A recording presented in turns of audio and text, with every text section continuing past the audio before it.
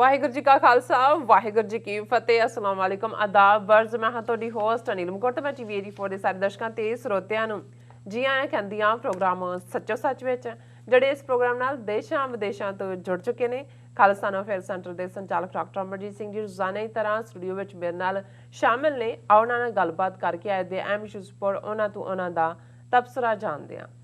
जी doctor साहब वाहिगुरू जी का खालसा वाहिगुरू जी की फतेह। हाँ जी नीलम कौर जी ਤੁਹਾਨੂੰ ਵੀ ਤੇ ਦੁਨੀਆ ਭਰ 'ਚ ਬੈਠੇ ਸਾਡੇ ਬਹੁਤ ਹੀ ਪਿਆਰੇ ਸੋਹਣੇ ਸਿਆਣੇ ਟੀਵੀ 84 ਦੇ ਦਰਸ਼ਕਾਂ ਨੂੰ ਵੀ ਵਾਹਿਗੁਰੂ ਜੀ ਕਾ ਖਾਲਸਾ ਵਾਹਿਗੁਰੂ ਜੀ ਕੀ ਫਤਿਹ ਤੇ ਸਾਡੇ ਬਹੁਤ ਹੀ ਪਿਆਰੇ ਮੁਸਲਮਾਨ ਭੈਣਾਂ ਭਰਾਵਾਂ ਨੂੰ अस्सलाम वालेकुम जी डॉक्टर साहब जी आनू प्रोग्राम सच्चो सच ਵਿੱਚ ਬਹੁਤ ਸ਼ੁਕਰੀਆ जी डॉक्टर साहब ਅੱਜ 12 ਮਾਰਚ 2021 28 ਫੱਗਣ ਨਾਨਕਸ਼ਾਹੀ ਸੰਮਤ 552 ਦਾ ਦਿਨ ਹੈ ਤੇ ਡਾਕਟਰ ਸਾਹਿਬ ਪ੍ਰੋਗਰਾਮ ਸ਼ੁਰੂ ਕਰਨ ਤੋਂ ਪਹਿਲਾਂ ਅਸੀਂ ਆਪਣੇ ਦਰਸ਼ਕਾਂ ਤੇ ਸਰੋਤਿਆਂ ਨੂੰ ਹਮੇਸ਼ਾ ਤਰ੍ਹਾਂ ਦੱਸਦੇ ਵਿਊਅਰਸ ਆ ਜੇ ਤੁਸੀਂ ਹੱਕ ਸੱਚ ਇਨਸਾਫ ਤੇ ਪੈਰਾਦਨ ਦਾ ਇੱਕੋ ਇੱਕ ਚੈਨਲ ਟੀਵੀ 84 ਨੂੰ ਦੇਖਣਾ ਚਾਹੁੰਦੇ ਹੋ ਤਾਂ ਤੁਸੀਂ ਦੇਖ ਸਕਦੇ ਹੋ Spectrum cable RCN cable Bell 5 cable in Canada roku Jadoo box ਸ਼ਾਵਾ ਫੇਸਬੁੱਕ ਟੀਵੀ 84 ਦੀ ਐਪ ਰਾਹੀਂ online streaming and IP box ਤੇ ਤੁਸੀਂ ਟੀਵੀ 84 ਨੂੰ ਦੇਖ ਸਕਦੇ ਹੋ ਵਿਊਅਰਸ ਜੇ ਤੁਸੀਂ ਟੀਵੀ 84 ਨਾਲ ਜਾਂ ਪ੍ਰੋਗਰਾਮ ਸੱਚੋ ਸੱਚ ਨਾਲ ਫੇਸਬੁੱਕ ਰਾਹੀਂ ਜੁੜੇ ਹੋ ਤਾਂ ਇਸ ਨੂੰ ਵੱਧ ਤੋਂ ਵੱਧ ਲਾਈਕ ਕਰੋ ਤੇ ਸ਼ੇਅਰ ਕਰੋ ਅਤੇ ਨਾਲ ਹੀ YouTube ਤੇ ਸਬਸਕ੍ਰਾਈਬ ਵੀ ਕਰੋ ਇਹ ਵੀ ਦੱਸਿਓ ਕਿ ਤੁਸੀਂ ਟੀਵੀ 84 ਦੀ ਐਪ ਨੂੰ ਐਂਡਰੋਇਡ ਐਂਡ ਐਪ ਸਟੋਰ ਤੇ ਡਾਊਨਲੋਡ ਕਰਕੇ ਜੋ ਟੀਵੀ 84 ਦੀ ਲਾਈਵ ਸਟ੍ਰੀਮ ਹੈ ਉਸ ਨੂੰ ਤੁਸੀਂ 24 ਆਵਰਸ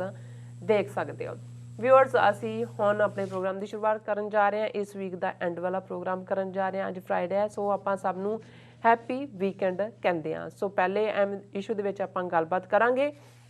ਕਿ ਅਮਰੀਕਾ ਭਾਰਤ ਆਸਟ੍ਰੇਲੀਆ ਤੇ ਜਾਪਾਨ ਇਹਨਾਂ 4 ਦੇਸ਼ਾਂ ਦੇ ਇਕੱਠ ਨੂੰ ਕੁਆਡ ਦਾ ਜਿਹੜਾ ਨਾਮ ਉਹ ਦਿੱਤਾ ਗਿਆ ਹੈ ਸੋ ਇਹਨਾਂ ਦੇਸ਼ਾਂ ਦੇ ਮੁਖੀਆਂ ਦੀ ਇੱਕ ਵਰਚੁਅਲ ਕਾਨਫਰੰਸ ਹੋਈ ਜਿਸ ਵਿੱਚ ਕੋਵਿਡ ਵੈਕਸੀਨੇਸ਼ਨ ਕਲਾਈਮੇਟ ਅਤੇ ਭਵਿੱਖ ਦੀ ਟੈਕਨੋਲੋਜੀ ਸੰਬੰਧੀ ਗੁਫ਼ਤਗੂ ਹੋਈ ਸੋ ਵਿਊਅਰਸ ਦਿਲਚਸਪੀ ਵਾਲੀ ਗੱਲ ਇਹ ਹੈ ਕਿ ਇਸ ਕੁਆਡ ਦੀ ਸਥਾਪਨਾ ਚੀਨ ਨੂੰ ਘੇਰਨ ਲਈ ਕੀਤੀ ਗਈ ਹੈ ਪਰ ਇਸ ਵਿੱਚ ਵਰਚੁਅਲ ਕਾਨਫਰੰਸ ਦੇ ਵਿੱਚ ਚੀਨ ਲਫ਼ਜ਼ ਕਿਸੇ ਨੇ ਮੂੰਹ ਵਿੱਚੋਂ ਨਹੀਂ ਕੱਢਿਆ ਸੋ ਵਿਊਅਰਸ ਇਸ ਵਰਚੁਅਲ ਕਾਨਫਰੰਸ ਦੇ ਨਤੀਜਿਆਂ ਬਾਰੇ ਆਪਾਂ ਗੱਲਬਾਤ ਕਰਨ ਜਾ ਰਹੇ ਹਾਂ ਸੋ ਅਸੀਂ ਚਾਹਾਂਗੇ ਕਿ ਤੁਸੀਂ ਸਾਡੇ ਨਾਲ ਇਸੇ ਤਰ੍ਹਾਂ ਹੀ ਬਣੇ ਰਹਿਣਾ ਦੇਖਣ ਸੁਣਨ ਲਈ ਤੁਹਾਡਾ ਸਭ ਦਾ ਬਹੁਤ ਬਹੁਤ ਸ਼ੁਕਰੀਆ ਜੀ ਡਾਕਟਰ ਸਾਹਿਬ ਕੀ ਕਹਿਣਾ ਚਾਹੋਗੇ ਇਸ ਮੁੱਦੇ ਬਾਰੇ देखो उर्दू का एक शेर है कि बहुत शोर सुनते थे पहलू में दिल का बहुत शोर सुनते थे पहलू में दिल का जब चीरा तो कतराए खून ना निकला ਤੇ ਪੰਜਾਬੀ 'ਚ ਇਹਨੂੰ ਜੇ ਹੋਰ ਸਿੰਪਲਿਸਟਿਕ ਕਹਿਣਾ ਹੋਏ ਕਿ ਖੋਦਿਆ ਪਹਾੜ ਨਿਕਲਿਆ ਚੂਹਾ ਅੱਗੋਂ ਜਿਹੜਾ ਸੁਣ ਰਿਹਾ ਹੁੰਦਾ ਉਹ ਕਹਿੰਦਾ ਉਹ ਵੀ ਮਰਿਆ ਹੋਇਆ ਹੁਣ ਇਸ 'ਚ ਕੋਈ ਸ਼ੱਕ ਨਹੀਂ ਹੈ ਕਿ ਦੁਨੀਆ ਦੇ ਵਿੱਚ ਜੇ ਇਸ ਵੇਲੇ ਆਉਣ ਵਾਲੇ ਪੀਰੀਅਡ ਦੀ super power rivalry militarily and economically ਬਿਲਕੁਲ ਔਰ ਜ਼ਾਹਰ ਹੈ ਕਿ ਮੁਲਕਾਂ ਦੇ ਇੰਟਰਸਟ ਇਸ ਗੱਲ ਨਾਲ ਹੀ ਜੁੜੇ ਹੁੰਦੇ ਨੇ ਕਿ ਉਹਨਾਂ ਦੀ ਆਰਥਿਕਤਾ ਉਹਨਾਂ ਦੀ ਇਕਨੋਮੀ ਕਿੰਨੀ ਸਟਰੋਂਗ ਹੈ ਔਰ ਉਹ ਆਪਣਾ ਤੁਹਾਡੇ ਕੋਲ ਮਜ਼ਬੂਤ ਇਕਨੋਮੀ ਵੀ ਹੋਏ ਪਰ ਜੇ ਤੁਹਾਡਾ ਮਜ਼ਬੂਤ ਬਾਹੂਬਲ ਨਹੀਂ ਹੈ ਤੁਹਾਡੀਆਂ ਬਾਹਾਂ 'ਚ ਜਾਨ ਨਹੀਂ ਹੈ ਤੇ ਫਿਰ ਉਸ ਨੂੰ ਵੀ ਲੁੱਟਣ ਵਾਲੇ ਆ ਜਾਂਦੇ ਨੇ ਇਸ ਲਈ ਇਹ ਦੋਵੇਂ ਚੀਜ਼ਾਂ ਨਾਲ ਹੀ ਚੱਲਦੀਆਂ ਔਰ ਜੇ ਅਸੀਂ ਇਹ ਮਿਲਾ ਕੇ ਦੇਖੀਏ ਕਿ ਪਹਿਲੀ ਸੰਸਾਰ ਜੰਗ ਜਿਹੜੀ ਹੁੰਦੀ ਹੈ 1914 ਤੋਂ 1918 ਤੱਕ ਬੇਸ਼ੱਕ ਫੌਜੀ ਤੌਰ ਦੇ ਉੱਤੇ ਕੋਈ ਵਿਕਟਰ ਨਹੀਂ ਆ ਉਸ ਲੈਵਲ ਦਾ ਕਿ ਕੰਪਲੀਟ ਵਿਕਟਰੀ ਜਾਂ ਕੰਪਲੀਟ ਡਿਫੀਟ ਹੋਏ ਖਾਸ ਤੌਰ ਤੇ ਜਰਮਨ ਜਿਹੜਾ ਫੋਰਫਰੰਟ ਸੀ ਲੇਕਿਨ ਇਸ 'ਚ ਵੀ ਕੋਈ ਸ਼ੱਕ ਨਹੀਂ ਹੈ ਉਸ ਤੋਂ ਬਾਅਦ ਇਸ ਕਿਸਮ ਦੀਆਂ ਟਰਮਸ ਸਮਝੌਤੇ ਦੇ ਵਿੱਚ ਡਿਕਟੇਟ ਕੀਤੀਆਂ ਗਈਆਂ ਕਿ ਜਰਮਨੀ ਜਿਹੜਾ ਪਹਿਲਾਂ ਹੀ ਇਕਨੋਮਿਕਲ ਮਾਰ ਦੇ ਥੱਲੇ ਸੀ ਉਹ ਹੋਰ ਥੱਲੇ ਨੂੰ ਲੁੜਕਦਾ ਚਲਾ ਗਿਆ ਔਰ ਇਹ ਵੀ ਇੱਕ ਕਾਰਨ ਸੀ ਬਹੁਤ ਵਾਰ ਬਹੁਤਿਆਂ ਨੂੰ ਲੱਗਦਾ ਹੈ ਕਿ ਵੀ ਇਹ ਕੀ ਕਾਰਨ ਸੀ ਕਿ 2018 ਤੱਕ ਪਹੁੰਚਦੇ ਆ ਜਦੋਂ ਇੰਨੀ ਤਬਾਹੀ ਪਹਿਲੀ ਸੰਸਾਰ ਜੰਗ 'ਚ ਹੋ ਚੁੱਕੀ ਹੈ ਔਰ ਐਸਾ ਕੀ ਬਣਦਾ ਹੈ ਕਿ 12 ਸਾਲਾਂ ਦੇ ਵਿੱਚ ਜਦੋਂ ਤੱਕ ਦੁਬਾਰਾ ਕਿਉਂਕਿ 1930 ਦੀ ਬਿਗਨਿੰਗ ਦੇ ਵਿੱਚ ਹੀ ਜਰਮਨੀ ਤਿਆਰੀ ਸ਼ੁਰੂ ਕਰ ਦਿੰਦਾ ਹੈ ਕਿ ਭਾਈ ਸੰਸਾਰ ਦੇ ਨਾਲ ਟੱਕਰ ਲੈਣੀ ਹੈ ਸੋ ਉਹਦੇ 'ਚ ਇੱਕ ਵੱਡਾ ਕਾਰਨ ਇਹ ਵੀ ਸੀ ਕਿ ਜਰਮਨ ਨੇ ਇਹ ਮਹਿਸੂਸ ਕੀਤਾ ਕਿ ਉਸ ਨੂੰ ਇਕਨੋਮਿਕਲੀ ਵੀਕ ਕਰ ਦਿੱਤਾ ਗਿਆ ਔਰ ਈਵਨ ਬਹੁਤ ਵਾਰ ਯਹੂਦੀ ਪਰਸੀਕਿਊਸ਼ਨ ਨੂੰ ਲੈ ਕੇ ਬਹੁਤ ਸਾਰੇ ਸਵਾਲ ਖੜੇ ਕੀਤੇ ਜਾਂਦੇ ਨੇ ਇਹਦੇ 'ਚ ਕੋਈ ਸ਼ੱਕ ਨਹੀਂ ਹੈ ਕਿ ਨਾਜ਼ੀਆਂ ਨੇ, ਇਕੱਲੇ ਨਾਜ਼ੀਆਂ ਨੇ ਹੀ ਨਹੀਂ, ਜਿੱਥੇ ਜਿੱਥੇ ਫਿਰ ਨਾਜ਼ੀਆਂ ਦੇ ਕਬਜ਼ੇ ਹੋਏ ਯੂਰਪ ਦੇ ਵਿੱਚ, ਖਾਸ ਤੌਰ 'ਤੇ ਈਸਟਰਨ ਯੂਰਪ ਦੇ ਵਿੱਚ, ਉੱਥੇ ਆਲਰੇਡੀ ਜਿਹੜੀ ਯਹੂਦੀਆਂ ਦੇ ਖਿਲਾਫ ਨਫ਼ਰਤ ਸੀ ਉਸ ਨੇ ਜੂਇਸ਼ ਜੈਨੋਸਾਈਡ ਨੂੰ ਅੱਗੇ ਤੋਰਿਆ। ਪਰ ਇਹਦੇ 'ਚ ਵੀ ਕੋਈ ਸ਼ੱਕ ਨਹੀਂ ਹੈ ਕਿ ਹਿਟਲਰ ਦੀ ਨਫ਼ਰਤ ਜਿਹੜੀ ਯਹੂਦੀਆਂ ਲਈ ਸੀ ਉਹਦਾ ਇੱਕ ਕਾਰਨ ਇਹ ਵੀ ਸੀ, ਉਹ ਸਮਝਦਾ ਸੀ ਕਿ ਪਹਿਲੀ ਸੰਸਾਰ ਜੰਗ ਵੇਲੇ ਉਹਨਾਂ ਨੇ ਅੰਗਰੇਜ਼ਾਂ ਦੀ ਆਰਥਿਕ ਮਦਦ ਕੀਤੀ, ਫਾਈਨੈਂਸ਼ੀਅਲ ਹੈਲਪ ਕੀਤੀ, ਔਰ ਉਹਦੇ 'ਚੋਂ ਉਹਨਾਂ ਨੇ ਆਪਣੀ ਜਿਹੜੀ ਹੈ ਬੈਲਫਰੈਡ ਡੈਕਲੇਰੇਸ਼ਨ ਵੀ ਕੱਢੀ, ਜਿਹਦੀ ਬੁਨਿਆਦ ਦੇ ਉੱਤੇ ਬਾਅਦ 'ਚ ਇਜ਼ਰਾਈਲ ਹੋਣ ਦੇ ਵਿੱਚ ਆਉਂਦਾ। ਸੋ ਕੁੱਲ ਮਿਲਾ ਕੇ ਜੇ ਕਹਿਣਾ ਹੋਏ, ਸਾਡੇ ਪੰਜਾਬੀ 'ਚ ਇਹਨੂੰ ਹੋਰ ਵੀ ਸਿੰਪਲ ਅੰਦਾਜ਼ ਕਹਿ ਦਿੰਦੇ ਨੇ ਕਿ ਭਾਈ ਢਿੱਡ 'ਚ ਪਈਆਂ ਰੋਟੀਆਂ ਤੇ ਸਭੇ ਗੱਲਾਂ ਖੋਟੀਆਂ। ਸੋ ਇਹ ਪਹਿਲਾ ਪਾਰਟ ਹੁੰਦਾ, ਕਿਉਂਕਿ ਇਕਨੋਮਿਕਲੀ, ਔਰ ਜਦੋਂ ਜਿਹੜੇ ਲੋਕ ਪੁਰਾਣੇ ਪੀਰੀਅਡ 'ਚ ਜਿਹੜੇ ਹਮਲਾਵਰ ਜਾਂ ਜਿਹੜੇ ਬਾਦਸ਼ਾਹ ਆਪਣੀਆਂ ਸਰਹੱਦਾਂ ਵਧਾਉਂਦੇ ਸੀ, ਉਹ ਇਲਾਕਾ ਇਸ ਲਈ ਵੀ ਸੀ, ਇਕੱਲਾ ਇਹ ਨਹੀਂ ਕਿ ਵੀ ਉਹ ਉਹਨਾਂ ਦਾ ਇੰਨੇ ਏਰੀਆ 'ਚ ਰਾਜ ਹੈ, ਇਸ ਲਈ ਵੀ ਕਿ ਉਹਨਾਂ ਦੀ ਆਮਦਨ ਵੱਧਦੀ ਸੀ, ਔਰ ਜਿਹੜੇ ਖਾਸ ਇਨਕਮ ਤੋਂ ਵਾਲੇ ਰਾਜ ਸੀ ਉਹਨਾਂ ਨੂੰ ਆਪਣੇ ਅਧਿਕਾਰ ਥੱਲੇ ਲੈਣਾ ਜਾਂ ਆਪਣੀ ਹਕੂਮਤ ਨੂੰ ਉੱਥੋਂ ਤੱਕ ਵਧਾਉਣ ਦਾ ਮਤਲਬ ਸੀ ਕਿ ਤੁਸੀਂ ਆਪਣੀ ਸਟੇਟ ਦੀ ਇਕਨੋਮੀ ਸਟਰੋਂਗ ਕਰਦੇ ਹੋ। ਸੋ ਇਹ ਕਿਉਂਕਿ ਸਿੰਪਲ ਪ੍ਰਿੰਸੀਪਲ ਹੈ ਇਹੀ ਕਿ ਤੁਹਾਡਾ ਦੋਨੋਂ ਚੀਜ਼ਾਂ ਟੂਗੈਦਰ ਚੱਲਦੀਆਂ ਨੇ, ਇਕਨੋਮੀ ਵੀ ਔਰ ਤੁਹਾਡਾ ਮਿਲਟਰੀ ਮਾਈਟ ਵੀ। ਔਰ ਸੋਵੀਅਤ ਯੂਨੀਅਨ ਉਸ ਦਾ ਮਿਲਟਰੀ ਮਾਈਟ ਤਾਂ ਨਹੀਂ ਘਟਿਆ ਸੀ, ਬੇਸ਼ੱਕ ਕਹਿਣ ਨੂੰ ਅਫਗਾਨਿਸਤਾਨ ਦੇ ਵਿੱਚ ਉਹਦੀ ਡਿਫੀਟ ਨੂੰ ਵੱਡਾ ਕਾਰਨ ਦੱਸਿਆ ਜਾਂਦਾ, ਪਰ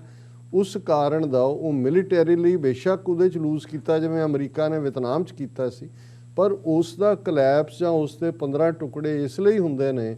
ਕਿ ਉਸ ਦਾ ਮਿਲਟਰੀ ਕਲੈਪਸ ਤਾਂ ਜਾਂ ਮਿਲਟਰੀ ਡਿਫੀਟ ਤਾਂ ਹੋਈ, ਪਰ ਉਸ ਦੀ ਇਕਨੋਮੀ ਜਿਹੜੀ ਹੈ ਉਹ ਬਿਲਕੁਲ ਤਬਾਹ ਹੋ ਚੁੱਕੀ ਸੀ। ਔਰ ਉਹਦੇ ਜਿਹੜੇ ਐਕਸਪੈਂਸ਼ਨਿਸਟ ਡਿਜ਼ਾਈਨ ਸੀ, ਜਿਵੇਂ ਉਹ ਹੰਗਰੀ 'ਚ ਜਾ ਵੜੇ, ਚੈਕੋਸਲੋਵਾਕੀਆ 'ਚ ਜਾ ਵੜੇ, ਪੋਲੈਂਡ 'ਚ ਜਾ ਵੜੇ, ਔਰ ਪਿੱਛੋਂ ਜਿਹੜੀ ਹੈ ਇਕਨੋਮੀ ਉਹ ਸਪੋਰਟਿਵ ਨਹੀਂ ਸੀ। ਔਰ ਇਹੀ ਹੁੰਦਾ ਹੈ ਕਿ ਜਦੋਂ ਤੁਹਾਡੇ ਬਹੁਤ ਐਕਸਪੈਂਸ਼ਨਿਸਟ ਡਿਜ਼ਾਈਨ ਵੀ ਹੁੰਦੇ ਨੇ ਔਰ ਉਹਦੇ 'ਚ ਤੁਹਾਡਾ ਮੋਰ ਮਿਲਟਰੀ ਮਾਈਟ ਦੇ ਉੱਤੇ ਤੁਸੀਂ ਡਿਪੈਂਡ ਕਰਦੇ ਹੋ, ਤਾਂ ਫਿਰ ਤੁਹਾਡਾ ਇਕਨੋਮਿਕਲ ਕਲੈਪਸ ਹੁੰਦਾ। ਚਾਈਨਾ ਜਿਹੜਾ, ਇਹਦੇ 'ਚ ਕੋਈ ਸ਼ੱਕ ਨਹੀਂ ਹੈ ਕਿ ਜੇ ਉਹਨਾਂ ਦੀ ਸਿਵਲਾਈਜੇਸ਼ਨ ਔਰ ਉਸ ਦਾ ਪਿਛੋਕੜ ਦੇਖੀਏ ਤਾਂ ਤੁਸੀਂ ਸੁੰਗ ਡਾਇਨੈਸਟੀ, ਉਸ ਤੋਂ ਵੀ ਪਹਿਲਾਂ ਬਹੁਤ ਕੁਛ ਚੀਨ ਨੇ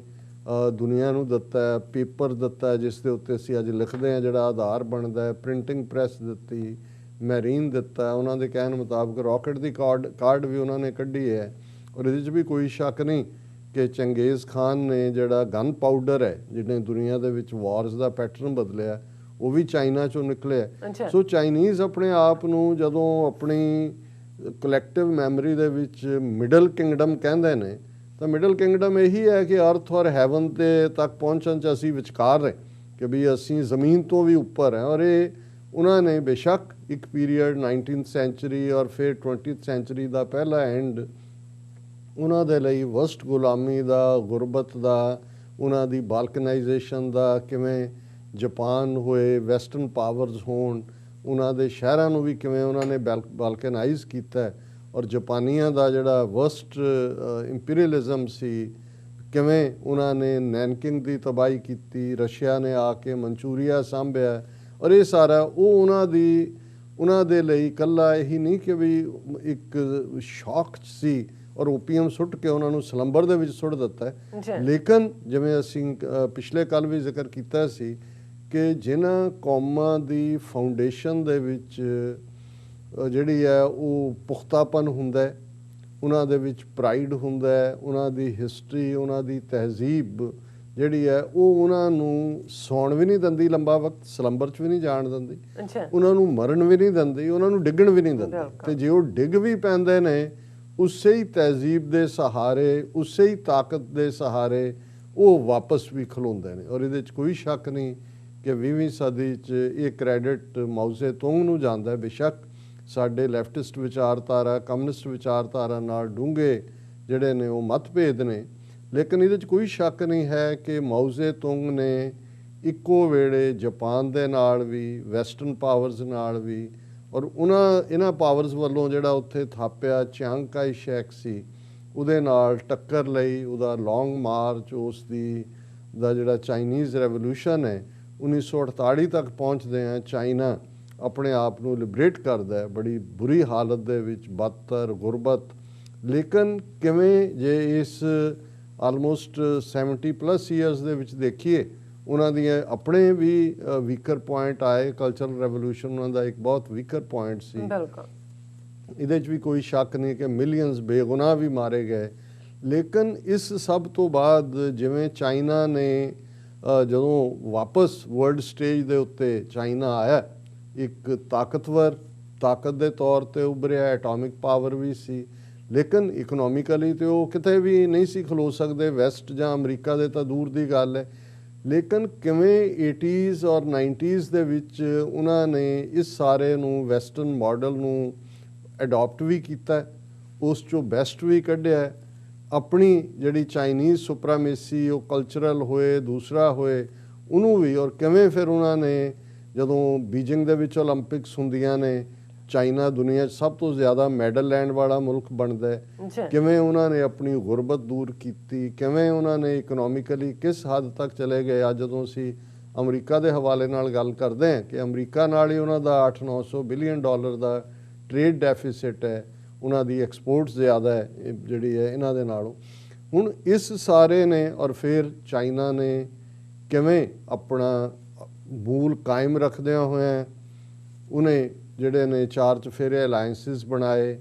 ਕਿਵੇਂ ਅਫਰੀਕਨ ਕੰਟੀਨੈਂਟ ਹੋਏ, ਏਸ਼ੀਆ ਹੋਏ, ਈਵਨ ਸਾਊਥ ਅਮਰੀਕਾ ਤੱਕ, ਔਰ ਈਵਨ ਆਪਣੇ ਗੁਆਂਢ ਦੇ ਵਿੱਚ ਏਸ਼ੀਅਨ ਕੰਟਰੀਜ਼ ਦੇ ਵਿੱਚ ਅੱਡ-ਅੱਡ ਅਲਾਇੰਸਿਸ ਦੇ ਨਾਲ ਉਹਨੇ ਆਪਣੀ ਡੋਮੀਨੈਂਸ ਇਸ ਹੱਦ ਤੱਕ ਬਣਾ ਲਈ। ਔਰ ਕਿ ਜਦੋਂ ਅਸੀਂ ਦੇਖਦੇ ਹਾਂ ਕਿ ਵੀ ਅਮਰੀਕਾ ਨੂੰ ਵੀ ਇਹ ਲੱਗਣ ਲੱਗ ਗਿਆ ਕਿ ਭਾਈ ਇਹ ਜਿਹੜੀ ਓਨਲੀ ਸੁਪਰ ਪਾਵਰ ਦੇ ਤੌਰ ਤੇ ਸੋਵੀਅਤ ਯੂਨੀਅਨ ਦੇ 1990 ਤੱਕ ਪਹੁੰਚਦੇ ਆ ਕਲੈਪਸ ਨਾਲ ਜਿਹੜਾ ਅਮਰੀਕਾ ਉੱਭਰਿਆ ਸੀ, ਉਹਨਾਂ ਨੂੰ ਲੱਗਾ ਕਿ ਵੀ ਪੈਰਲਲ ਪਾਵਰ ਜਿਹੜੀ ਹੈ ਇਕਨੋਮਿਕਲ ਵੀ ਔਰ ਮਿਲਟਰੀ ਮਾਈਟ ਦੇ ਨਾਲ ਵੀ। ਔਰ ਅਸੀਂ ਅਕਸਰ ਗੱਲ ਕਰਦੇ ਹਾਂ ਇਹਨਾਂ ਦੀ ਆਪਣੀ ਕਾਂਗਰੈਸ਼ਨਲ ਜਿਹੜੀਆਂ ਨੇ ਬਰੀਫਿੰਗਸ ਦੇ ਵਿੱਚ, ਹੀਅਰਿੰਗਸ ਦੇ ਵਿੱਚ ਗੱਲ ਸਾਹਮਣੇ ਆਉਂਦੀ ਹੈ ਕਿ ਨੇਵਲ ਹੋਏ, ਅਦਰ ਵੇ ਅਰਾਊਂਡ ਹੋਏ, ਔਰ ਜਿਹੜੀਆਂ ਮਾਡਰਨ ਵਾਰਫੇਅਰ ਖਾਸ ਤੌਰ ਤੇ ਆਰਟੀਫਿਸ਼ੀਅਲ ਇੰਟੈਲੀਜੈਂਸ, ਔਰ ਦੂਸਰੇ 'ਚ ਚਾਈਨਾ ਕਿੱਥੇ ਹੈ। ਔਰ ਉਸ ਸਾਰੇ ਦੇ ਨਾਲ ਨਾਲ ਜਿਹੜਾ ਇਕਨੋਮਿਕਲ ਮਾਈਟ ਨੂੰ ਫਰਦਰ ਆਉਣ ਵਾਲੇ ਡੈਕੇਡਸ ਦੇ ਵਿੱਚ ਜਿਹੜਾ ਅੱਗੇ ਤੋਰਨ ਦੇ ਲਈ ਜਿਹੜਾ ਉਹਨਾਂ ਨੇ ਬੈਲਟ ਐਂਡ ਰੋਡ ਇਨੀਸ਼ੀਏਟਿਵ ਲਿਆ, 380 ਬਿਲੀਅਨ ਡਾਲਰ ਦਾ ਐਕਸਪੈਂਡੀਚਰ, ਔਰ ਕਿਵੇਂ ਯੂਰਪ ਤੱਕ ਇੱਕ ਮਾਰਕੀਟ ਕ੍ਰੀਏਟ ਕਰਨਾ, ਔਰ ਚਾਈਨਾ ਪਾਕਿਸਤਾਨ ਇਕਨੋਮਿਕਲ ਕੋਰੀਡੋਰ ਨਾਲ ਉਹਨਾਂ ਦੀ ਗਵਾਦਰ ਪੋਰਟ ਤੱਕ ਜਿਹੜੀ ਪਹੁੰਚ ਹੈ, ਜਿਸ ਨੇ ਜਿਹੜਾ ਇਹਨਾਂ ਦਾ ਤੌਰ ਤਰੀਕਾ ਸੀ ਕਿਸੇ ਵੇਲੇ ਭਾਰਤ ਦਾ ਵੀ ਪਾਕਿਸਤਾਨ ਨੂੰ ਦੀ ਕਰਾਚੀ ਜਿਹੜੀ ਵੱਡੀ ਉਹਨਾਂ ਦੀ ਪੋਰਟ ਹੈ, ਸੀ ਪੋਰਟ, ਉਹਦੇ 'ਤੇ ਘੇਰਨ ਦਾ, ਔਰ ਅਮਰੀਕਨਾਂ ਦਾ ਵੀ ਕਿ ਭਾਈ ਕਿਵੇਂ ਅੰਡੇਮਾਨ ਨਿਕੋਬਾਰ ਔਰ ਦੂਸਰੇ ਭਾਰਤ ਨੂੰ ਇਹ ਵਰਤ ਕੇ ਚਾਈਨਾ ਤੱਕ ਜਿਹੜੀ ਉਹਨਾਂ ਦੀ ਆਇਲ ਸਪਲਾਈ ਜਾਂ ਦੂਸਰੀ ਪਾਵਰ ਉਸ ਨੂੰ ਕੱਟ ਆਫ ਕਰਨ ਦੀ ਲਾਈਨ ਸੀ, ਉਹ ਗਵਾਦਰ ਜਿਹੜੀ ਡੀਪ ਵਾਟਰ ਸੀ ਪੋਰਟ ਉਹਨਾਂ ਨੇ ਡਿਵੈਲਪ ਕਰਨੀ ਸ਼ੁਰੂ ਕੀਤੀ ਹੋਈ ਹੈ। ਇਹ ਸਾਰਾ ਜਿਹੜਾ ਪਾਰਟ ਹੈ ਉਸ ਨੇ ਅਮਰੀਕਾ ਨੂੰ ਰੈਟਲ ਵੀ ਕਰ ਦਿੱਤਾ। ਔਰ ਖਾਸ ਤੌਰ ਤੇ ਪਿਛਲੇ ਸਾਲ ਤੋਂ ਕੋਵਿਡ-19 ਦੇ ਹਵਾਲੇ ਨਾਲ ਬੇਸ਼ੱਕ ਦੁਨੀਆ ਭਰ 'ਚ ਉਸ ਦਾ ਸਪਰੈਡ ਸੀ, ਅੱਜ ਵੀ ਫੈਲ ਰਿਹਾ। ਹਾਲਾਂਕਿ ਕੱਲ੍ਹ ਹੀ ਪ੍ਰੈਜ਼ੀਡੈਂਟ ਬਾਈਡਨ ਨੇ ਇਹ ਕਿਹਾ ਕਿ ਵੀ ਅਸੀਂ ਹੋਪ ਕਰਦੇ ਹਾਂ ਕਿ 4 ਜੁਲਾਈ ਤੱਕ ਅਮਰੀਕਨ ਇੰਡੀਪੈਂਡੈਂਸ ਡੇ ਤੱਕ ਪਹੁੰਚਦੇ ਹਾਂ ਇਸ ਦਾ ਕੰਮ ਮੁੱਕ ਜਾਏਗਾ ਔਰ ਅਸੀਂ ਫ੍ਰੀ ਹੋਵਾਂਗੇ। ਮਈ ਤੱਕ ਉਹਨਾਂ ਨੇ ਹਰ ਇੱਕ ਨੂੰ ਵੈਕਸੀਨੇਟ ਕਰਨ ਦਾ ਜਿਹੜਾ ਉਹ ਮਿੱਥਿਆ ਜਿਹੜਾ ਟਾਰਗੇਟ ਹੈ, ਵੀ ਹੋਪ ਦੈਟ ਹੈਪਨਸ। ਪਰ ਇਹਦੇ 'ਚ ਕੋਈ ਸ਼ੱਕ ਨਹੀਂ ਹੈ ਕਿ ਇਸ ਕੋਵਿਡ-19 ਨੇ ਜਿੱਥੇ ਬਹੁਤ ਸਾਰਿਆਂ ਨੂੰ ਮੂਧੇ ਮੂੰਹ ਸੁੱਟਿਆ, ਅਮਰੀਕਾ ਜਿੱਥੇ 5.5 ਲੱਖ ਤੋਂ ਜ਼ਿਆਦਾ ਮੌਤਾਂ ਹੁੰਦੀਆਂ ਨੇ, ਇਕੋਨਮੀ ਵੀ ਹਰਟ ਹੁੰਦੀ ਹੈ। ਜਿਵੇਂ ਬੇਸ਼ੱਕ ਇਨੀਸ਼ੀਅਲੀ ਉਹਨੂੰ ਵੁਹਾਨ ਵਾਇਰਸ, ਚਾਈਨੀਜ਼ ਵਾਇਰਸ ਇਹ ਸਭ ਨਾਲ ਜੋੜਿਆ ਗਿਆ, ਪਰ ਉਹਨਾਂ ਨੇ ਜਿਵੇਂ ਉਹਨੂੰ ਹੈਂਡਲ ਵੀ ਕੀਤਾ ਔਰ ਉਹਨਾਂ ਦੀ ਇਕੋਨਮੀ ਸਗੋਂ ਪਿਛਲੇ ਸਾਲਾਂ ਨਾਲੋਂ ਵੀ ਸਾਲ ਦੌਰਾਨ 6.8% ਉਸ ਦੀ ਗਰੋਥ ਹੋਈ। ਔਰ ਇਸ ਪੀਰੀਅਡ 'ਚ ਵੀ ਉਹਨੇ ਜਿਵੇਂ ਰੀਚ ਆਊਟ ਕੀਤਾ ਯੂਰਪੀਅਨ ਮੁਲਕਾਂ ਨੂੰ ਵੀ,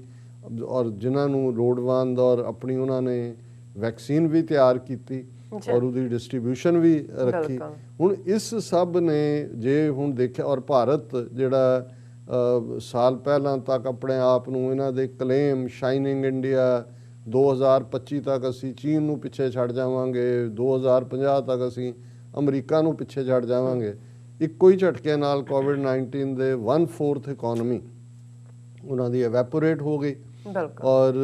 ਇਸ ਵੇਲੇ ਵੀ ਜਿੰਨੀ ਮੰਦਹਾਲੀ ਹੈ, ਇਹਦੇ 'ਚ ਕੋਈ ਸ਼ੱਕ ਨਹੀਂ ਹੈ ਕਿ ਇਹ ਇੱਕ ਆਪਣੀ ਫੋਕੀ ਤੜ ਜਾਂ ਟੌਰ ਦੀ ਖਾਤਰ ਆਪਣੇ ਲੋਕਾਂ ਨੂੰ ਗੁੰਮਰਾਹ ਕਰ ਰਹੇ ਨੇ ਹਾਕਮ। ਔਰ ਇਹ ਜਿਹੜਾ ਪਾਰਟ ਇਕਨੋਮੀ ਨੂੰ ਰੀਸਟੋਰ ਕਰਨ ਤਾਂ ਕਿ ਲੋਕਾਂ ਦੀਆਂ ਮੁੱਢਲੀਆਂ ਲੋੜਾਂ ਪੂਰੀਆਂ ਹੋਣ, ਉਹਦੀ ਥਾਂ ਤੇ ਜਿਵੇਂ ਅੰਨ੍ਹੇਵਾਹ ਅਮਰੀਕਨ ਹਥਿਆਰ ਖਰੀਦਣ ਦੇ ਉੱਤੇ $3 ਬਿਲੀਅਨ ਦੇ ਹੁਣ ਡਰੋਨ ਖਰੀਦੇ ਨੇ। ਔਰ ਜਿਵੇਂ ਮੋਦੀ ਨੇ ਦਾਅਵਾ ਕੀਤਾ ਹੈ ਕਿ ਜੀ ਅਗਲੇ ਇੰਨੇ 10 ਸਾਲਾਂ 'ਚ ਅਸੀਂ $270 ਬਿਲੀਅਨ ਦੀ ਅਸੀਂ ਮਾਡਰਨਾਈਜ਼ ਕਰ ਰਹੇ ਹਾਂ ਆਰਮੀ ਨੂੰ, ਦੂਜਾ ਕਰ ਰਹੇ ਹਾਂ, ਟਿਮਕਾ ਕਰ ਰਹੇ ਹਾਂ। ਹਾਲਾਂ ਹਕੀਕਤ ਹੈ ਕਿ ਜੂਨ ਤੋਂ ਲੈ ਕੇ ਹੁਣ ਤੱਕ ਚੀਨ ਦੇ ਨਾਲ ਜਿਹੜੀ ਕੋਈ ਵਾਰ ਵੀ ਨਹੀਂ ਸੀ, ਇਹਨੂੰ ਸਕਫਲ ਹੀ ਕਹਿੰਦੇ ਨੇ ਕਿ ਜੀ ਬਾਰਡਰ ਸਕਫਲ, ਉਹਦੇ 'ਚ ਹੀ ਪਤਾ ਲੱਗ ਗਿਆ ਵੀ ਇਹਨਾਂ ਦੇ ਪੱਲੇ ਕੀ ਹੈ। ਔਰ ਜਿਵੇਂ ਅਮਰੀਕਾ ਦੇ ਇੰਡੋ ਪੈਸੀਫਿਕ ਪੈਂਟਾਗਨ ਨਾਲ ਰਿਲੇਟਡ ਕਮਾਂਡਰ ਨੇ ਟੈਸਟੀਫਾਈ ਕੀਤਾ ਹੈ ਕਿ ਭਾਈ ਅਸੀਂ ਉਹਨਾਂ ਨੂੰ ਇਕਵਿਪਮੈਂਟ ਵੀ ਦਿੱਤੀ, ਇਨਫੋ ਵੀ ਦਿੱਤੀ ਔਰ ਈਵਨ ਵਿੰਟਰ ਕਲੋਥਿੰਗਸ ਵੀ ਦਿੱਤੀਆਂ। ਹੁਣ ਜੇ ਤੁਸੀਂ ਇਹ ਹਾਲ ਹੈ ਆਪਣੇ ਆਪ ਨੂੰ ਜਿਹੜਾ ਉਹ ਸੁਪਰ ਪਾਵਰ ਤੇ ਵਿਸ਼ਵ ਗੁਰੂ ਬਣਨ ਵਾਲਿਆਂ ਦਾ, ਇਸ ਤੋਂ ਤੁਸੀਂ ਦੇਖ ਲਓ ਵੀ ਕੀ ਹੈ। ਲੇਕਿਨ ਇਹਦੇ 'ਚ ਕੋਈ ਸ਼ੱਕ ਨਹੀਂ ਹੈ ਕਿ ਅਮਰੀਕਾ ਜਿਹੜਾ ਜਿਸ ਨੇ ਮਹਿਸੂਸ ਕਰ ਲਿਆ ਸੀ, ਔਰ ਈਵਨ ਓਬਾਮਾ ਐਡਮਿਨਿਸਟ੍ਰੇਸ਼ਨ ਦੇ ਵੇਲੇ ਹੀ ਚਾਈਨਾ ਦੇ ਉਭਾਰ ਨੂੰ ਉਹਨਾਂ ਨੇ ਦੇਖਿਆ ਕਿ ਵੀ ਇਹ ਤਾਂ ਪੈਰਲਲ ਦੁਨੀਆ 'ਚ ਸਾਡੀ ਮੰਡੀ ਵੀ ਖੋਹ ਰਹੇ ਨੇ ਔਰ ਇਹਨਾਂ ਦੇ ਅਲਾਇੰਸਿਸ ਵੀ ਜਾ ਰਹੇ ਨੇ। ਔਰ ਉਹਨਾਂ ਨੇ ਇਹ ਜਿਹੜੀ ਕੁਆਡ ਦੀ ਅਸੀਂ ਗੱਲ ਕਰਦੇ ਹਾਂ, ਕੁਆਡ ਨੂੰ ਤੁਸੀਂ 4 ਦੇ ਸਮੂਹ ਨੂੰ ਕੁਆਡ ਕਹਿੰਦੇ ਨੇ। ਔਰ ਇਹ ਜਿਹੜੇ ਕੁਆਡਰੂਪਲੇਟ ਜੰਮੇ ਨੇ ਜਿਨ੍ਹਾਂ ਨੂੰ ਤੁਸੀਂ ਉਹ ਟਵਿਨ ਕਹਿੰਦੇ ਨੇ, ਜੇ 2 ਨਿਆਣੇ ਜੰਮਣ ਹੋਣ ਜੋੜੇ ਤੇ ਇਹ ਫਿਰ ਉਹਨਾਂ ਪਤਾ ਨਹੀਂ ਚੌਂਕੜੀ ਕਹਿਣਗੇ ਇਹਨਾਂ ਨੂੰ। ਵੈਸੇ ਪੰਜਾਬੀ ਜਦੋਂ 4 ਇਦਾਂ ਦੇ ਇਕੱਠੇ ਹੋਣ ਨੂੰ ਚੰਡਾਲ ਚੌਂਕੜੀ ਵੀ ਕਹਿੰਦੇ ਭਾਈ ਇਹ ਚਲੋ ਇਹਨਾਂ ਨੂੰ ਤੁਸੀਂ ਕੁਆਡ। ਇਹ 2017 ਦੇ ਨੇੜੇ ਤੇੜੇ ਪਹੁੰਚਦੇ ਆ। ਔਰ ਤੁਸੀਂ ਜੇ ਅੰਦਾਜ਼ਾ ਲਾਓ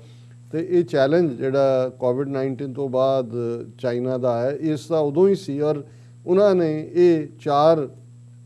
ਮੁਲਕਾਂ ਦਾ ਸਮੂਹ ਜਿਸ ਅਮਰੀਕਾ ਹੈ, ਭਾਰਤ ਹੈ, ਆਸਟ੍ਰੇਲੀਆ ਔਰ ਜਾਪਾਨ ਹੈ। ਜ਼ਾਹਰ ਹੈ ਆਸਟ੍ਰੇਲੀਆ ਔਰ ਜਾਪਾਨ ਹਾਲਾਂਕਿ ਕੋਈ ਸਰਹੱਦ ਨਹੀਂ ਲੱਗਦੀ, ਨਾ ਆਸਟ੍ਰੇਲੀਆ ਦੀ ਲੱਗਦੀ ਹੈ ਨਾ ਜਾਪਾਨ ਦੀ ਲੱਗਦੀ ਹੈ, ਸਮੁੰਦਰੀ ਪਾਣੀਆਂ ਦੀ ਹੈ।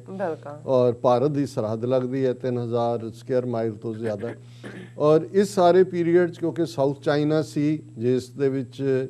ਚੀਨ ਨੇ ਜ਼ਬਰਦਸਤ ਆਪਣੇ ਆਰਟੀਫਿਸ਼ੀਅਲ ਆਈਲੈਂਡ ਵੀ ਬਣਾਏ ਨੇ ਔਰ ਦੂਜੇ, ਉਸ ਸਾਰੇ ਨੂੰ ਇਹਨਾਂ ਨੇ ਐਜ਼ ਏ ਡੇਂਜਰ, ਕਿਉਂਕਿ ਇੱਕ ਜ਼ਮਾਨਾ ਸੀ ਕਿ ਧਰਤੀ 'ਚੋਂ ਤੇਲ ਨਿਕਲਦਾ ਸੀ, ਜਦੋਂ middle East 19th sanctuary and 'ਚ ਨਿਕਲਿਆ ਮਾਲਾ ਮਾਲ ਹੋ ਗਏ। ਫਿਰ ਸਮੁੰਦਰਾਂ 'ਚੋਂ ਵੀ ਨਿਕਲਣ ਲੱਗ ਗਿਆ, ਹੋਰ ਪਤਾ ਨਹੀਂ ਕੀ ਨਿਕਲਣਾ ਸਮੁੰਦਰ ਜੋ ਹੈ। ਸੋ ਉਹਨਾਂ ਨੇ ਜਿਹੜਾ ਪਹਿਲਾਂ ਅਮਰੀਕਾ ਨੇ ਜਿਹੜਾ ਇਸ਼ੂ ਖੜਾ ਕੀਤਾ, ਫਿਲੀਪੀਨਸ ਨੂੰ ਵੀ ਇੱਕ ਸਟੇਜ ਤੇ ਖੜਾ ਕੀਤਾ, ਜੇ ਉਹਨਾਂ ਨਾਲ ਝਗੜਾ ਕੋਈ ਫੈਸਲਾ ਵੀ ਚੀਨ ਦੇ ਖਿਲਾਫ ਆਇਆ ਉਹ ਨਹੀਂ ਮੰਨਿਆ। ਪਰ ਉਹਨੇ ਵੀ ਫਿਲੀਪੀਨ ਨੇ ਵੀ ਦੇਖਿਆ ਕਿ ਵੀ ਇਹ ਮਗਰਮੱਛ ਨਾਲ ਵੈਰ ਨਾ ਹੀ ਪਾਈ ਹੈ। ਫਿਰ ਇਹਨਾਂ ਨੇ ਇਹ ਸਾਊਥ ਚਾਈਨਾ ਸੀ ਦੇ ਹਵਾਲੇ ਨਾਲ ਆਸਟ੍ਰੇਲੀਆ ਔਰ ਨੂੰ ਖੜਾ ਕੀਤਾ। ਔਰ ਹੁਣ ਜਦੋਂ ਇਹ ਕੁਆਡ ਦੀ ਹੋਂਦ ਆਉਂਦੀ ਹੈ, ਹੁਣ ਦਿਲਚਸਪ ਗੱਲ ਇਹ ਹੈ, ਔਰ ਇਹ ਗੱਲ ਕਿਸੇ ਚਾਈਨੀਜ਼ ਐਕਸਪਰਟ ਨੇ ਕਹੀ, ਉਹਨਾਂ ਦੀ ਜਿਹੜੀ ਆਫੀਸ਼ੀਅਲ ਗਲੋਬ ਮੇਲ ਹੈ ਉਹਨਾਂ ਦੀ ਅਖਬਾਰ, ਉਹਨੇ ਕਿਹਾ ਕਿ ਵੀ ਇਹ ਚਾਰੋਂ ਭਾਵੇਂ ਇਹ ਪ੍ਰਭਾਵ ਇਹ ਦੇਣ ਦੀ ਕੋਸ਼ਿਸ਼ ਕੀਤੀ ਜਾ ਰਹੀ ਹੈ ਕਿ ਵੀ ਇਹ ਇੱਕ ਥਾਂ ਤੇ ਨੇ, ਇੱਕੋ ਨੀਤੀ ਹੈ। ਉਹਨਾਂ ਨੇ ਕਿਹਾ ਵੀ ਇਹਨਾਂ ਦਾ ਇਹ ਤਾਂ ਇਵੇਂ ਹੀ ਹੈ ਕਿ ਲੱਤ ਕਿਤਿਓਂ ਬਾਂਹ ਕਿਤਿਓਂ, ਔਰ ਹਰ ਇੱਕ ਦੇ ਆਪੋ ਆਪਣੇ ਇੰਟਰਸਟ ਨੇ। ਹੁਣ ਆਸਟ੍ਰੇਲੀਆ ਦੇ ਹਵਾਲੇ ਨਾਲ ਆਸਟ੍ਰੇਲੀਆ ਦੀ ਆਲਮੋਸਟ 60% ਤੋਂ ਜ਼ਿਆਦਾ ਜਿਹੜੀ ਐਕਸਪੋਰਟ ਆ ਉਹ ਚਾਈਨਾ ਨੂੰ ਹੈ। ਬਿਲਕੁਲ। ਆਸਟ੍ਰੇਲੀਅਨ ਵਾਈਨ ਜੋ ਵੀ ਅਲਕੋਹਲ ਦੀਆਂ ਚੀਜ਼ਾਂ ਬਣਦੀਆਂ ਨੇ ਉਹਦੀ ਮਾਰਕੀਟ ਚਾਈਨਾ। ਇਸੇ ਤਰ੍ਹਾਂ ਜਾਪਾਨ ਦੀ ਟ੍ਰੇਡ ਦਾ ਇੱਕ ਵੱਡਾ ਹਿੱਸਾ ਵੀ ਚਾਈਨਾ ਨੂੰ ਐਕਸਪੋਰਟ ਨਾਲ ਹੈ। ਹੁਣ ਚਾਈਨਾ ਦਾ ਟ੍ਰੇਡ ਸਰਪਲਸ ਜਦੋਂ ਅਮਰੀਕਾ ਜਾਂ ਦੂਸਰਿਆਂ ਨਾਲ ਹੁੰਦਾ ਹੈ, ਕਿਉਂਕਿ ਇਹ ਚੀਜ਼ਾਂ ਜਿਹੜਾ ਹੈ ਉਹ ਚੀਨ ਆਸਟ੍ਰੇਲੀਆ ਜਾਪਾਨ ਤੋਂ ਉਹਨਾਂ ਨੂੰ ਜ਼ਿਆਦਾ ਫਾਇਦਾ, ਆਸਟ੍ਰੇਲੀਆ ਜਾਪਾਨ ਨੂੰ ਚੀਨ ਨਾਲ ਟ੍ਰੇਡ 'ਚੋਂ। ਅਮਰੀਕਾ ਦੀ ਤਾਂ ਮਜਬੂਰੀ ਬਣ ਗਈ ਕਿਉਂਕਿ ਕੰਜ਼ਿਊਮਰ ਮਾਰਕੀਟ ਹੈ। ਚਾਈਨਾ ਨੇ ਚੀਪ ਲੇਬਰ ਨਾਲ ਸਸਤੀਆਂ ਚੀਜ਼ਾਂ ਕ੍ਰੀਏਟ ਕੀਤੀਆਂ, ਔਰ ਉਹੀ ਜਦੋਂ ਅਮਰੀਕਨ ਵਰਕਰ ਬਣਾਉਂਦਾ ਹੈ ਜਾਂ ਮੇਡ ਇਨ ਅਮਰੀਕਾ ਹੋਏਗੀ ਉਹ 4 ਗੁਣਾ ਜ਼ਿਆਦਾ ਕੀਮਤ ਹੁੰਦੀ ਹੈ। ਔਰ ਦੁਨੀਆ 'ਚ ਹਮੇਸ਼ਾ ਭਾਵੇਂ ਕਹੀ ਜਾਓ ਕਿ ਸਸਤਾ ਰੋਵੇ, ਬਾਰ-ਬਾਰ ਮਹਿੰਗਾ ਰੋਵੇ ਇੱਕੋ ਵਾਰ, ਲੇਕਿਨ ਅਲਟੀਮੇਟਲੀ ਜਦੋਂ ਤੁਹਾਡੇ ਬੋਝੇ 'ਚ ਉਨੇ ਕੀ ਪੈਸੇ ਹੁੰਦੇ ਨੇ ਤੇ ਫਿਰ ਆਮ ਬੰਦੇ ਦੇ ਲਈ ਔਰ ਦੁਨੀਆ ਦੀ ਮੈਜੋਰਿਟੀ ਤਾਂ ਅੱਜ ਵੀ ਉਹ ਆਮ ਹਾਲਤ ਵਾਲੇ ਕੰਜ਼ਿਊਮਰ ਹੀ ਨੇ। ਅੱਛਾ। ਸੋ ਹੁਣ ਉਹਦੇ 'ਚ ਅਮਰੀਕਾ ਦੀ ਖਾਤਰ ਨਾ ਜਾਪਾਨ ਨਾ ਆਸਟ੍ਰੇਲੀਆ ਆਪਣੀ ਐਕਸਪੋਰਟ ਤਾਂ ਐਂਡ ਨਹੀਂ ਕਰੇਗਾ। ਇੰਡੀਆ ਦੇ ਹਵਾਲੇ ਨਾਲ ਗੱਲ ਕਰ ਲਓ, ਕਹਿਣ ਨੂੰ ਜੋ ਮਰਜ਼ੀ ਕਹੀ ਜਾਣ, ਪਰ ਤੁਸੀਂ ਇਹ ਦੇਖੋ ਕਿ ਵੀ ਇੰਡੀਆ ਵੀ ਜੇ ਉਹਨਾਂ ਦਾ ਕਾਸਟ ਆਇਰਨ ਹੈ, ਉਹਦੀ ਸਭ ਤੋਂ ਵੱਡੀ ਮਾਰਕੀਟ, ਕਿਉਂਕਿ ਜਿੱਥੇ ਡਿਵੈਲਪਮੈਂਟ ਹੋ ਰਹੀ ਹੈ ਲੋਹਾ ਉੱਥੇ ਹੀ ਚਾਹੀਦਾ, ਬਿਲਕੁਲ ਉਹ ਉਹੀ ਰਿਹਾ। ਔਰ ਹੁਣ ਜਿਸ ਕਿਸਮ ਦਾ ਉਹਨਾਂ ਨੇ ਜਿਹੜਾ ਉਹਨਾਂ ਦੇ ਕੋਲ ਇੱਕ ਮੈਟਲ ਹੈ ਜਿਹਨੂੰ ਸ਼ਾਇਦ ਗ੍ਰੇਟ ਅਰਥ ਜਾਂ ਕੀ ਉਹਦੇ ਲਈ ਲਫ਼ਜ਼ 17 ਮੈਟਲਸ ਦਾ ਉਹ ਕੰਬੀਨੇਸ਼ਨ ਹੁੰਦਾ, ਜਿਹੜੀ ਹਰ ਚੀਜ਼ ਦੇ ਵਿੱਚ ਤੁਹਾਡੇ ਮੋਬਿਲਸ ਤੋਂ ਲੈ ਕੇ ਤੁਹਾਡੇ ਡਿਫਰੈਂਟ ਗੈਜਟਸ, ਇਲੈਕਟ੍ਰਿਸਿਟੀ, ਤੁਹਾਡੀਆਂ ਹਾਈਬ੍ਰਿਡ ਗੱਡੀਆਂ, ਉਹਨਾਂ ਸਾਰਿਆਂ 'ਚ ਹੀ ਪੈਂਦੀ ਹੈ। ਔਰ ਉਸ ਦਾ ਇੱਕ ਸਟੇਜ ਤੇ ਅੱਜ ਤੋਂ ਕੁਝ ਸਾਲ ਪਹਿਲਾਂ ਤੱਕ, ਸ਼ਾਇਦ 10 ਸਾਲ ਪਹਿਲਾਂ ਤੱਕ 95% ਉਸ ਦਾ ਜਿਹੜਾ ਕੰਟਰੋਲ ਹੈ ਉਹ ਚਾਈਨਾ ਕੋਲ ਹੈ, ਉਹ 17 ਮੈਟਲ ਜਿਹੜੀ ਹੈ।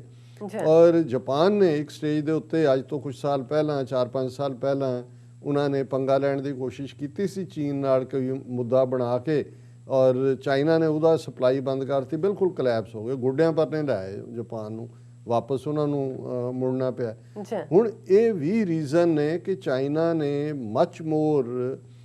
ਜਿਹੜਾ ਆਪਣੇ ਆਪ ਨੂੰ ਆਰਗੇਨਾਈਜ਼ ਕੀਤਾ, ਪਲਾਨ ਕੀਤਾ, ਔਰ ਉਹਨੂੰ ਵੀ ਹਾਲਾਂ ਚਾਈਨਾ ਜਦੋਂ ਰਿਪੀਟਡਲੀ ਇਸ ਕੁਆਡ ਨੂੰ ਜਾਂ ਦੂਜੇ ਨੂੰ ਉਹਨਾਂ ਨੇ ਰਿਡੀਕਿਊਲ ਨਹੀਂ ਕੀਤਾ ਹੈ, ਉਹ ਇਸ ਨੂੰ ਵਾਰਨਿੰਗ ਦੇ ਤੌਰ ਤੇ ਹੁਣ ਵੀ ਅਸੀਂ ਗੱਲ ਕਰਾਂਗੇ, ਕਿਉਂਕਿ ਇਹ ਸਾਰੀ ਬੈਕਗਰਾਉਂਡ ਜ਼ਰੂਰੀ ਸੀ ਇਹ ਸਮਝਣ ਦੇ ਲਈ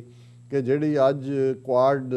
ਦੀ ਵਰਚੁਅਲ ਕਾਨਫਰੰਸ ਹੋਈ, ਜਿਸ 'ਚ ਜ਼ਾਹਰ ਹੈ ਅਮਰੀਕਾ ਦੇ ਪ੍ਰੈਜ਼ੀਡੈਂਟ, ਭਾਰਤ ਦਾ ਪ੍ਰਾਈਮ ਮਿਨਿਸਟਰ ਮੋਦੀ, ਔਰ ਆਸਟ੍ਰੇਲੀਅਨ ਪ੍ਰਾਈਮ ਮਿਨਿਸਟਰ ਔਰ ਜੈਪਨੀਜ਼ ਪ੍ਰਾਈਮ ਮਿਨਿਸਟਰ, ਕਹਿਣ ਨੂੰ ਤਾਂ ਕਹਿ ਰਹੇ, ਦੇਖੋ ਚਾਰੋਂ ਹੀ ਡੈਮੋਕ੍ਰੇਸੀਜ਼ ਨੇ। ਹੁਣ ਅਮਰੀਕਾ ਦੇ ਬਾਈਡਨ, ਔਰ ਚੰਗੀ ਗੱਲ ਹੈ ਕਿ 6 ਫਾਰ ਜਸਟਿਸ ਨੇ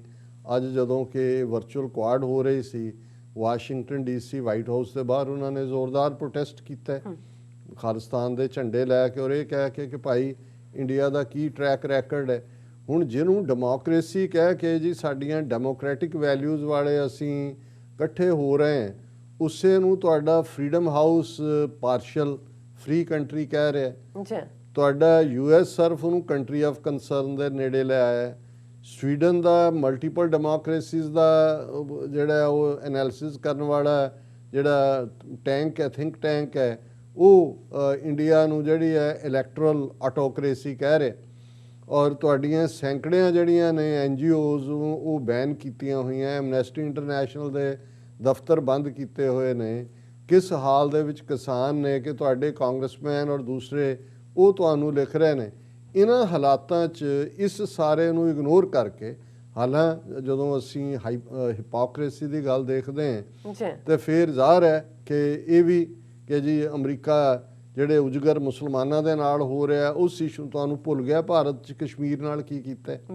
ਕਸ਼ਮੀਰ ਦਾ ਸਟੇਟਸ ਖਤਮ ਕਰਨਾ, ਪਿਛਲੇ ਆਲਮੋਸਟ 1.5 ਸਾਲ ਤੋਂ ਜ਼ਿਆਦਾ ਵਕਤ ਤੋਂ ਕਸ਼ਮੀਰ ਨੂੰ ਕੀ ਬਣਾਇਆ ਹੋਇਆ। ਤੁਹਾਡੀ ਕਾਂਗਰਸ ਦੇ ਵਿੱਚ, ਸੈਨੇਟ ਦੇ ਵਿੱਚ CAA,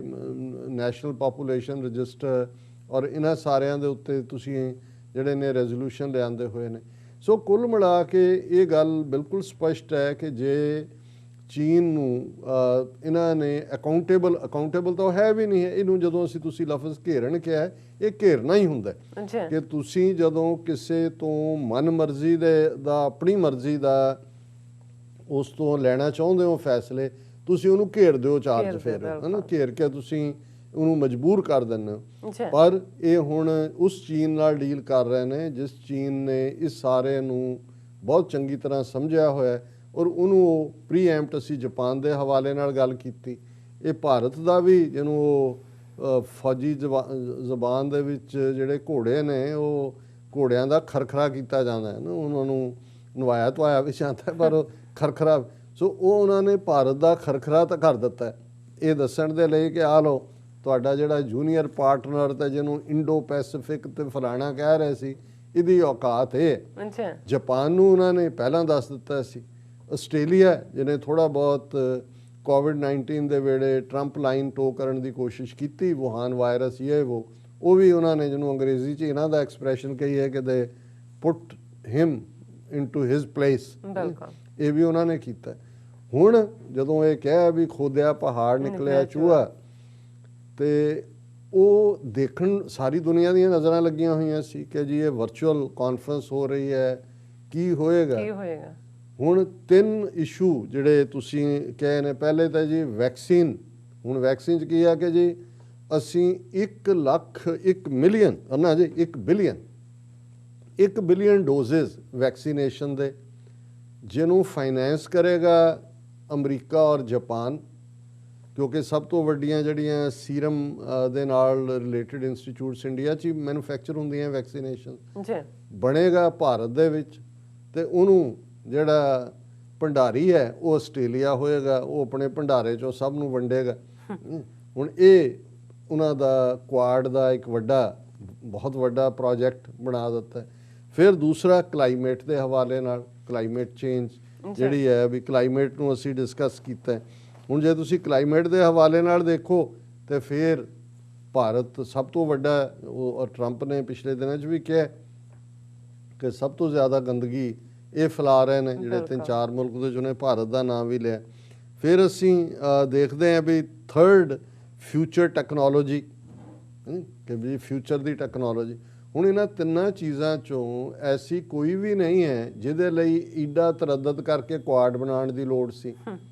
ਵੈਕਸੀਨੇਸ਼ਨ ਨੂੰ ਲੈ ਕੇ ਜਿਹੜੀ ਡਿਸਟ੍ਰੀਬਿਊਸ਼ਨ ਹੈ ਜਾਂ ਬਣਨਾ, ਇਹ ਵਰਲਡ ਹੈਲਥ ਆਰਗੇਨਾਈਜੇਸ਼ਨ ਔਰ ਦੂਸਰਿਆਂ ਦੀ ਪਹਿਲਾਂ ਹੀ ਪ੍ਰਾਇੋਰਟੀ ਹੈ। ਹਾਲਾਂ ਉਹ ਐਸਟ੍ਰੋਜ਼ੈਕ ਜਿਹੜੀ ਆਕਸਫੋਰਡ ਨੇ ਬਣਾਈ, ਜਿਹੜੀ ਭਾਰਤ ਨੂੰ ਲੈ ਕੇ, ਔਰ ਜਿਹਦਾ ਬੜਾ ਪ੍ਰਚਾਰ ਕੈਨੇਡਾ 'ਚ ਝੂਠੇ ਜਿਹੇ ਬੋਰਡ ਲਾ ਕੇ ਹਿੰਦੂ ਤਵੀਆਂ ਵੱਲੋਂ ਇਹ ਦੱਸਿਆ ਜਾ ਰਿਹਾ ਜਿਵੇਂ ਕੈਨੇਡੀਅਨ ਪ੍ਰਾਈਮ ਮਿਨਿਸਟਰ ਨੇ ਥੈਂਕ ਯੂ ਕੀਤਾ ਜੀ ਤੁਸੀਂ ਸਾਨੂੰ ਵੈਕਸੀਨੇਸ਼ਨ ਭੇਜੀ ਹੈ। ਉਹ ਤਾਂ ਕਿੰਨੇ ਦੇਸ਼ਾਂ ਨੇ ਉਹਦੇ 'ਚ 30 ਤੋਂ ਜ਼ਿਆਦਾ ਕੇਸ ਇਟਲੀ ਔਰ ਦੂਸਰੇ ਮੁਲਕਾਂ 'ਚ ਸਾਹਮਣੇ ਆਏ ਯੂਰਪ ਦੇ, ਕਿ ਉਹ ਲੱਗਣ ਤੋਂ ਬਾਅਦ ਬਲੱਡ ਕਲੌਟਿੰਗ ਹੋਈ, ਇੱਕ ਡੈਥ ਵੀ ਹੋਈ। ਹਾਲਾਂ ਵਰਲਡ ਹੈਲਥ ਆਰਗੇਨਾਈਜੇਸ਼ਨ ਨੇ ਕਿਹਾ ਵੀ ਨਹੀਂ ਸੇਫ ਹੈ, ਲੇਕਿਨ 6-7 ਦੇਸ਼ਾਂ ਨੇ ਜਿਹੜਾ ਇਸ ਦੇ ਉੱਤੇ ਜਿਹੜਾ ਬੈਨ ਕਰ ਦਿੱਤਾ। ਅੱਜ ਬਲਗਾਰੀਆ ਨੇ ਵੀ ਕੀਤਾ, ਹਾਲਾਂ ਕੈਨੇਡਾ ਨੇ ਕਿਹਾ ਨਹੀਂ ਅਸੀਂ ਜਾਰੀ ਰੱਖਾਂਗੇ। ਹੁਣ ਇਹ ਤਾਂ ਆਲਰੇਡੀ ਦੁਨੀਆ ਦਾ ਇਸ਼ੂ ਹੈ, ਇਹ ਕੋਈ 4 ਉਹਨਾਂ ਮੁਲਕਾਂ ਦਾ ਤਾਂ ਨਹੀਂ ਹੈ ਔਰ ਨਾ ਹੀ ਕੋਈ ਢੀਕ ਰਿਹਾ। ਉਹ ਸਾਊਥ ਅਫਰੀਕਾ ਨੇ ਭਾਰਤ ਦੀ ਬਣੀ ਜਿਹੜੀ ਇਹ ਆਈ ਵੈਕਸੀਨ ਉਹ ਵਾਪਸ ਮੋੜਤੀ, ਉਹਨਾਂ ਦੇ ਉੱਤਰ ਦੇ ਰਿਐਕਸ਼ਨ ਹੋਏ। ਹੁਣ ਤੁਸੀਂ ਦੂਸਰਾ ਕਲਾਈਮੇਟ ਚੇਂਜ। ਹੁਣ ਕਲਾਈਮੇਟ ਦੇ ਲਈ ਜੇ ਅਮਰੀਕਾ ਪੈਰਿਸ ਐਗਰੀਮੈਂਟ ਦੇ ਵਿੱਚ ਵਾਪਸ ਆਇਆ ਤੇ ਕਲਾਈਮੇਟ ਇਸ਼ੂ ਤਾਂ ਗਲੋਬਲ ਇਸ਼ੂ ਹੈ। ਇਹ ਕਿਹੜਾ ਕਲਾਈਮੇਟ ਹਵਾ ਜਾਂ ਪਾਣੀ, ਇਹਨਾਂ 4 ਚੋਂ ਹੀ ਘੁੰਮ ਕੇ, ਨਾਲੇ ਅਮਰੀਕਾ ਨਾਲ ਤਾਂ ਇਹ 3 ਪਹੁੰਚਦੇ ਵੀ ਨਹੀਂ ਹੈ। ਵਿਚਾਲੇ ਕਲਾਈਮੇਟ ਵਾਲੇ ਕਿਹੜੇ ਨੇ ਤੇ ਕਿਹੜੀ ਫਿਊਚਰ ਟੈਕਨੋਲੋਜੀ ਹੈ ਜਿਹਨੂੰ ਤੁਸੀਂ ਦਿਓਗੇ ਉਹ ਕਹੇਗਾ ਸਾਨੂੰ ਨਹੀਂ ਚਾਹੀਦੀ। ਹੁਣ ਇਹ ਇਸ ਲਈ ਵੀ ਜਿਹਨੂੰ ਤੁਸੀਂ ਐਕਸਾਈਜ਼ ਇਨ ਫਿਊਟਿਲਿਟੀ ਕਹਿੰਦੇ ਹੋ,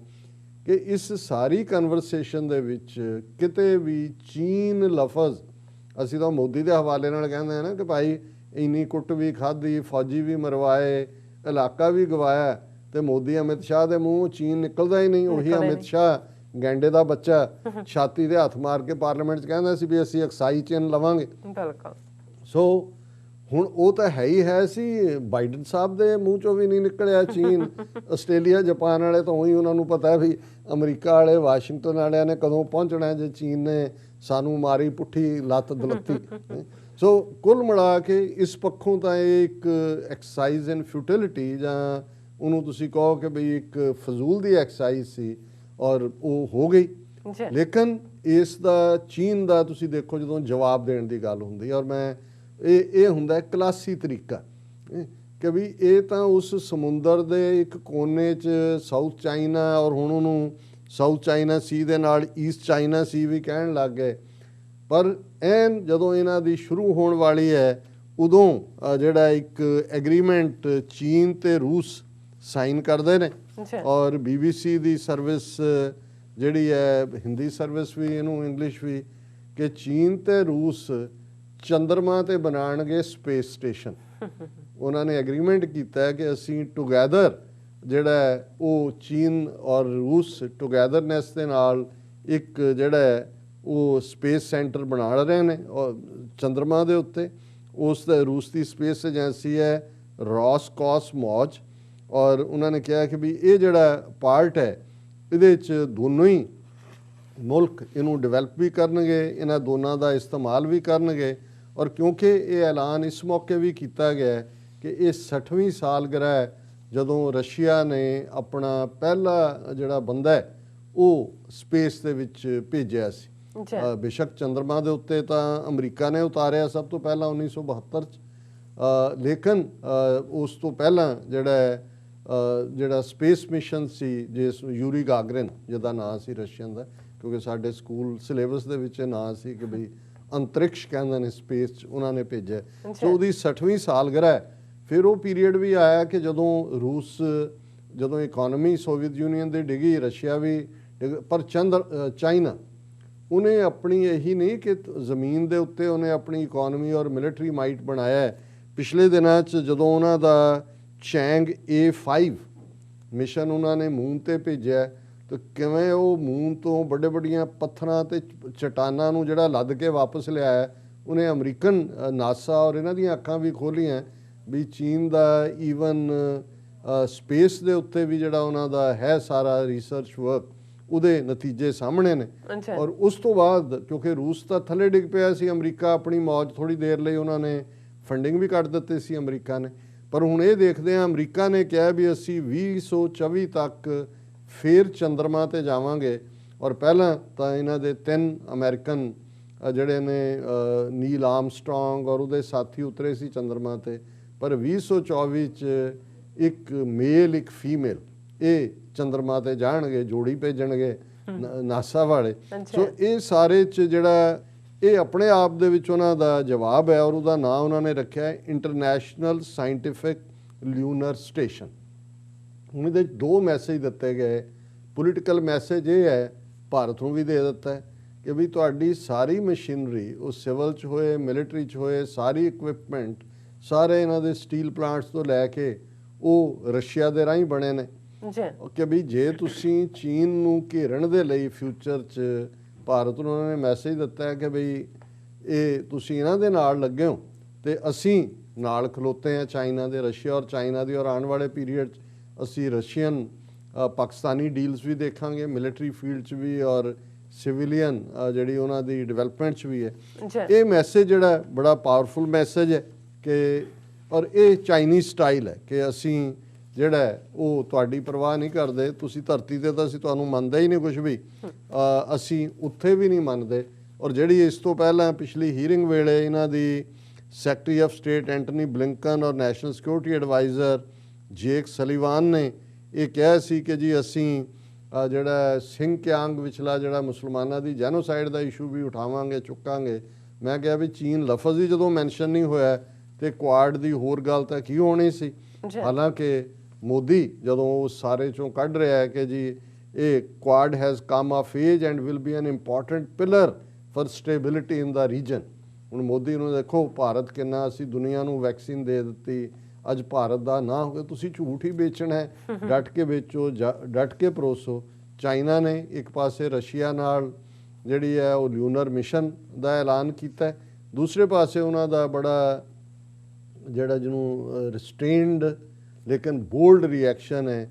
China says Quad meet, China says exclusive blocs should not target third party, ਕਿ ਜੀ ਸਦਕੇ ਬਲੌਕ ਬਣਾਓ ਇਹਨੂੰ। ਹਾਲਾਂ ਇਹਨਾਂ ਦਾ ਮੀਡੀਆ ਪਹਿਲਾਂ ਕਹਿੰਦਾ ਸੀ ਨੈਟੋ ਆਫ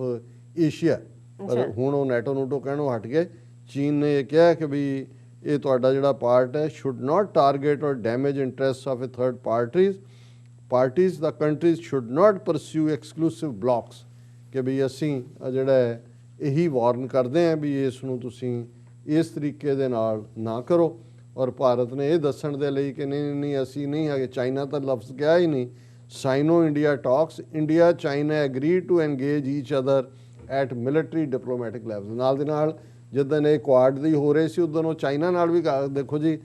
ਅਸੀਂ ਜਿਹੜਾ ਉਹ ਤੁਹਾਡੇ ਪੈਰੀਂ ਪੈਂਦੇ ਹਾਂ ਜੀ, ਤੁਸੀਂ ਜਿਹੜਾ ਉਹ ਹੁਣ ਡਿਸਐਨਗੇਜ ਹੋ ਜੀ। ਸੋ ਕੁੱਲ ਮਿਲਾ ਕੇ ਮੈਂ ਸਮਝਦਾ ਵੀ ਇਹੀ ਜਿਹੜਾ ਹੈ ਕਿ ਵੀ ਬਹੁਤ ਸ਼ੋਰ ਸੁਣਤੇ ਥੇ ਪਹਿਲੂ में दिल का जब चीरा तो कतरा है खून ना निकला। ਜੀ ਰਾਜ ਸਾਹਿਬ, ਤੁਹਾਡਾ ਬਹੁਤ ਬਹੁਤ ਸ਼ੁਕਰੀਆ, ਤੁਸੀਂ ਆਪਣੇ ਵਿਚਾਰ ਸਾਡੇ ਦਰਸ਼ਕਾਂ ਨਾਲ ਸਾਂਝੇ ਕੀਤੇ ਨੇ। ਸੋ ਇੱਥੇ ਲੈਣੇ ਬ੍ਰੇਕ। ਵਿਊਅਰਸ, ਤੁਹਾਨੂੰ ਆਪਾਂ ਅਪੀਲ ਤੇ ਬੇਨਤੀ ਕਰਦੀ ਹੈ ਪਹਿਲਾਂ ਬ੍ਰੇਕ ਤੇ ਜਾਣ ਤੋਂ ਪਹਿਲਾਂ। ਸੋ ਵਿਊਅਰ, ਜਿਸ ਤਰ੍ਹਾਂ ਕਿ ਤੁਸੀਂ ਜਾਣਦੇ ਹੋ ਕਿ TV 84 ਇੱਕ ਪੰਥਕ ਚੈਨਲ ਹੈ। TV 84 ਦੀ ਚੜ੍ਹਦੀ ਕਲਾ ਲਈ ਵੱਧ ਤੋਂ ਵੱਧ ਡੋਨੇਟ ਕਰੋ। ਡੋਨੇਟ ਕਰਨ ਲਈ ਸਾਡੀ ਵੈਬਸਾਈਟ tv84.tv ਤੇ ਜਾ ਕੇ ਪੇਪਲ ਦੀ ਵਰਤੋਂ ਕਰਕੇ 1 ਟਾਈਮ ਡੋਨੇਟ ਕਰ ਸਕਦੇ ਹੋ, ਮੰਥਲੀ ਡੋਨੇਟ ਵੀ ਕਰ ਸਕਦੇ ਹੋ। ਤੁਸੀਂ ਬੈਂਕ ਅਕਾਊਂਟ, ਜ਼ੈਲ, ਹਰ ਕਿਸਮ ਦਾ ਕ੍ਰੈਡਿਟ ਕਾਰਡ, ਡੈਬਿਟ ਕਾਰਡ ਦੀ ਵੀ ਵਰਤੋਂ ਕਰ ਸਕਦੇ ਹੋ। ਤੁਸੀਂ TV84 ਦੇ ਨਾਮ ਤੇ ਚੈੱਕ ਬਣਾ ਕੇ ਸਾਨੂੰ ਮੇਲ ਵੀ ਕਰ ਸਕਦੇ ਹੋ ਸਾਡੇ ਇਸ ਪਤੇ ਤੇ 36-01 37th Avenue, Long Island City, New York 11101 USA, ਜਾਂ ਫਿਰ ਤੁਸੀਂ ਸਾਨੂੰ ਫੋਨ ਰਾਹੀਂ ਵੀ ਸੰਪਰਕ ਕਰ ਸਕਦੇ ਹੋ ਸਾਡੇ ਫੋਨ ਨੰਬਰ ਤੇ 5166191984। ਤੁਸੀਂ ਸਾਨੂੰ ਈਮੇਲ ਵੀ ਕਰ ਸਕਦੇ ਹੋ spot@tv84.tv ਤੇ। ਅਸੀਂ ਤੁਹਾਡੇ ਤਹਿ ਦਿਲ ਤੋਂ ਸ਼ੁਕਰਗੁਜ਼ਾਰ ਹੋਵਾਂਗੇ। ਸੋ ਇੱਥੇ ਲੈਣੇ ਬ੍ਰੇਕ। ਵਿਊਅਰਸ, ਤੁਸੀਂ ਸਾਨੂੰ ਇਸੇ ਤਰ੍ਹਾਂ ਹੀ ਬਣੇ ਰਹਿਣਾ। ਮਿਲਦੇ ਹਾਂ ਆਫਟਰ ਦਿਸ ਸ਼ਾਰਟ ਬ੍ਰੇਕ।